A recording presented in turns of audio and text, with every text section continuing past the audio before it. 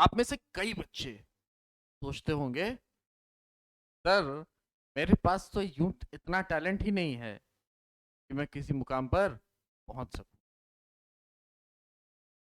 Sir मुझसे बहुत ज्यादा टैलेंट बच्चे इस रेस में दौड़ रहे हैं, मैं कैसे उन्हें हराऊंगा।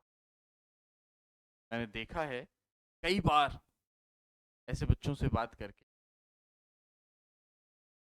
जो अपने आप को इस बात के लिए महसूस करते हैं कि उनके अंदर वो टैलेंट नहीं है, काबिलियत नहीं है, वो इस किसी भी परीक्षा को निकाल सकें।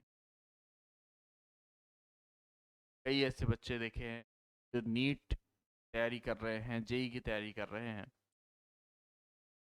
आते हैं, बैठते हैं, बात करते हैं, और बातों ही बातों में कई बार ऐसी बातें बोल जाते हैं तो उनके शायद थोड़ा झटका और दुख भी महसूस होता है कि आखिर ये बच्चे ऐसा क्यों सोच रहे हैं। आज उसी विषय पे हम लोग बात करने जा रहे हैं। अगर आपके अंदर निरंतरता है, अगर आपके अंदर कंसिस्टेंसी है, तो आप बड़े से बड़े टैलेंट को भी पीछे छोड़ करके अपने मुकाम को हासिल कर पाएंगे। छोटी सी कहानी बचपन से हम सब ने सुनते आए हैं। कछुआ और खरगोश थे। खरगोश बड़ा ही टैलेंटेड था, दौड़ के हिसाब से टैलेंटेड कौन था? कुछ था। कुछ बहुत तेजी से दौड़ता था, लेकिन कछुए के अंदर निरंतरता थी। जब कछ खरगोश दौड़ना शुरू किया, थोड़ी देर दौड़ते दौड़ते दौड़ते दौड़ते क्या हुआ, आलस में आ गया। अरे अब तो ओवर कॉन्फिडेंस में आ गया कि अरे अब तो मैंने बहुत आगे आ गया हूँ, कछुए को आने में टाइम लगेगा, थोड़ी देर आराम कर लेता। वो कंसिस्टेंट नहीं था। कछुआ धीरे धीरे धीरे धीरे धीरे दौड़ रहा था, लेकिन क्योंकि कंसिस्टेंट था तो वो अपने मुकाम पर पहुंच गया।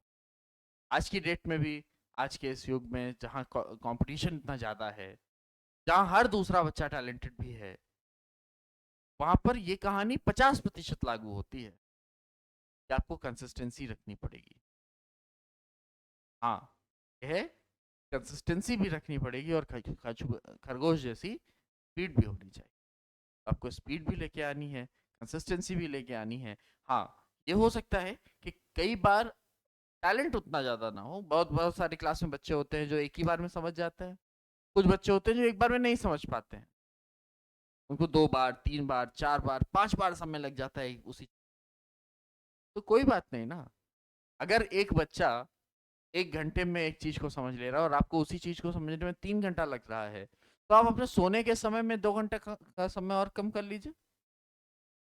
किया जा सकता है। कोई भी कंपटीशन, कोई भी लक्ष्य आपकी पहुंच से बड़ा नहीं हो सकता।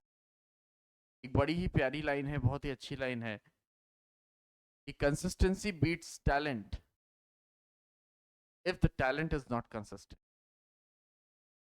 कोई इंसान बहुत ही काबिलियत हासिल करके रखा है, बहुत काबिल है, बहुत काम कर सकता है, लेकिन अगर वो रोज काम नहीं कर रहा है, किसी एक दिन बहुत ज्यादा काम कर ले, और एक व्यक्ति है जो उतना काबिल नहीं है लेकिन वो रोज काम कर रहा है, रोज काम करता है, अपने लक्ष्य को प्राप्त करने के लिए रोज आगे बढ़ता है, गिरता है फिर उठता है, लेकिन चलता रहता है, रुकता नहीं है। मैं बात दावे के साथ कह रहा हूँ बेटा, वही बच्चा जीतेगा जो रोज गिरेगा, अपनी गलतियों से सीखेगा और फिर आगे बढ़ेगा, रुकेगा नहीं। रिजल्ट आने वाला है, टेंशन नहीं लेना है।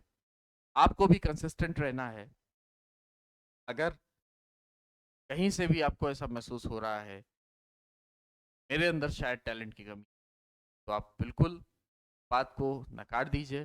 टैलेंट की कमी होने के बावजूद भी अगर आप कंसिस्टेंट हैं तो आप सफल जरूर होंगे। धन्यवाद।